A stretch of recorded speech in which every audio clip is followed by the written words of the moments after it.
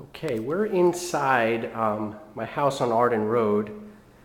This is a row home in Brooklyn Park.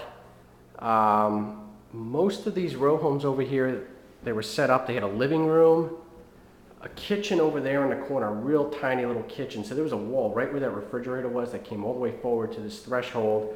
And then this was the dining room over there.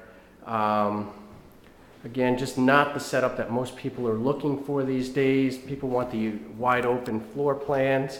So we did have to move some of the plumbing from there over to there, but it really opened the place up. And you still have an eating area here. They could put a table here if they want, or if it's a young, a young single person, they could just eat at the bar here or on the couch. We did wire it for cable, so they could put their flat screen TV over there. These are the original hardwood floors. We sanded them down and we stained them a darker color. They need to be a little polished up. There's dust all over them. Actually, we got this home under contract in 14 days before I even had a chance to do a little more cleaning after we got our home inspection. But you can see we put the recessed lighting in. So we really spent most of the money on this rehab on this main level. As you can see, this stone, this is actually,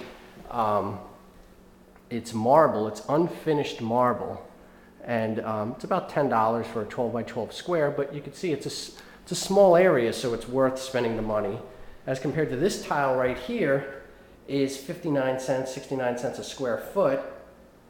But by putting those accent tiles in, that cost about 99 cents a square foot, and then this one was $15, but it's only one tile. But as you can see, what we're trying to do here is, as soon as you open the door, we want them to be wowed, and they're going to see that on the marble right there, the granite countertops, the light, the modern cabinets, the tile floor, the hardwood, recessed lighting. Everything else pretty much in this house, as you'll see, is just, all we did was carpet and paint the rest of it. We did put new windows down here. Again, we wanted to wow them on this level. Honestly, I didn't even have time to put the staging curtains up yet. We got this one under so quick. But those cabinets, we just switched over. We were buying the cabinets from Lowe's, but we're saving a little money. We're getting them from Just Cabinets, a little lower quality cabinet, but they still look the same. Normally, we do put the crown molding trim on top. Just Cabinets, it takes 3 weeks to special order it, so we just decided not to put it in there. This is a $140,000 house in Brooklyn Park. Normally we carpet the stairs going up and then we carpet the upstairs. These were in nice condition though, so I just had the guys sand it down a little and fix them up. But you can see we got all the old original trim there. Nothing fancy. Cheaper carpet up here. The old trim work around the doors. And in this case, we actually kept the old doors and just put new doorknobs. Most of the time, though, I do put the new, 6-panel or 4-panel doors. In this case, the goal, though, was to keep the cost down on the second floor and the basement. These windows were here. They were fine. I mean, they're newer windows. If they were the old wooden ones, we would definitely replace them with the old storm windows. But in this case, these are fine. Again, carpet paint, the original 1950s trim. Up here we did have the popcorn ceiling, which was fine for the second level. And honestly, in this neighborhood, even on the main level, you can get away with that.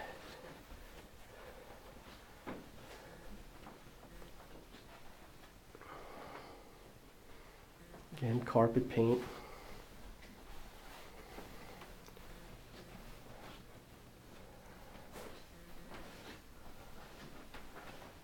Wired it for cable.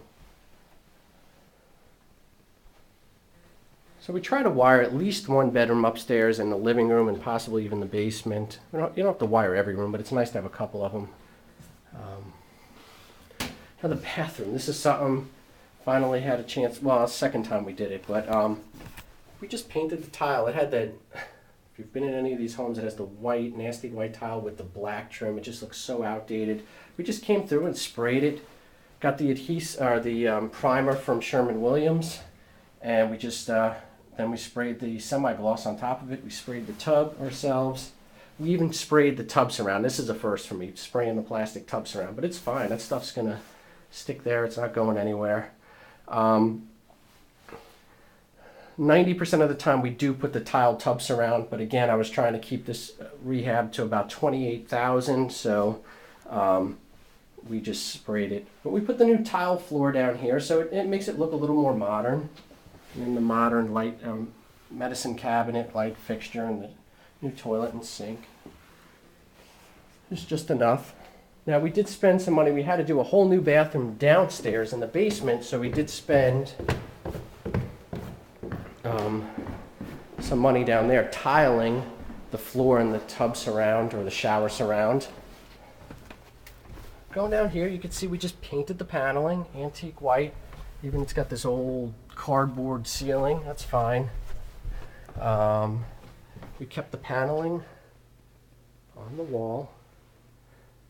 Just one of the tricks, make sure you caulk the seams. If you're gonna paint the paneling, there's always, you know, the seam in between pieces. It just looks cruddy when you don't caulk it and then just paint over it.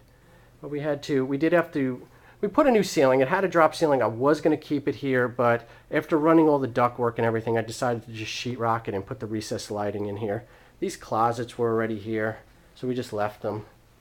And I mean, really just very simple, basic closets. You got the water main coming in.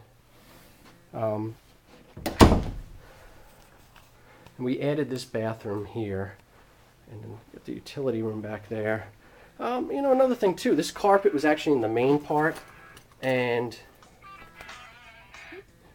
it was in pretty good condition. Instead of throwing it out, I told them to cut up a couple of pieces, put it back here, so even this unfinished part kind of looks a little finished. The washer and dryer were here. We didn't put new ones in. Put the louvered doors. Home inspectors have caught us on that a couple of times. But the big improvement too was we put in the central air and the gas furnace. But this is new carpet over here. But look, I mean, even if you're looking right there, I don't know if you can see from this, but there's actually, this was like that nasty fake, what's it called, brick. But, you know, $140,000 house, we just painted that. We painted the paneling, paint everything. We got sheetrock paneling, fake brick. We cut it all down here, but when it's all painted antique white, it all blends in, it all looks good. But here's the bathroom. We did want to wow them a little bit with this bathroom since we're doing it from scratch. Got to wait for the light to brighten up. That's another thing too. I normally like to put the old-fashioned light bulbs in there, not the new fluorescent ones, because they take a while to brighten up. But see, this is it. This is the big selling point right here, the custom tile. Again, 69 cents a square foot, but by putting that glass mosaic, which is in style right now, and then along there, again, that's like $5, $6, $7 a square foot, but you know, it makes it look custom. And honestly, the tile work's not even that great. I showed my wife it, a little crooked here and there, but you know what? It was good enough for the $140,000 buyer. No second thoughts here. So, again, little tricks you can do to just, you know, make the home look more than just carpet and painted. But the key is the 2 full bathrooms.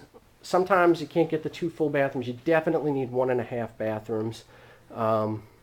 Selling a 1-bath home is very difficult to do these days. But actually, I see a place where they didn't caulk the seam. See right there. See, it just looks crappy, especially when you got like 3 of them running down the wall. So, yeah, it just doesn't look good. But over there, they caulked them, and you don't even see it. So, happy rehabbing.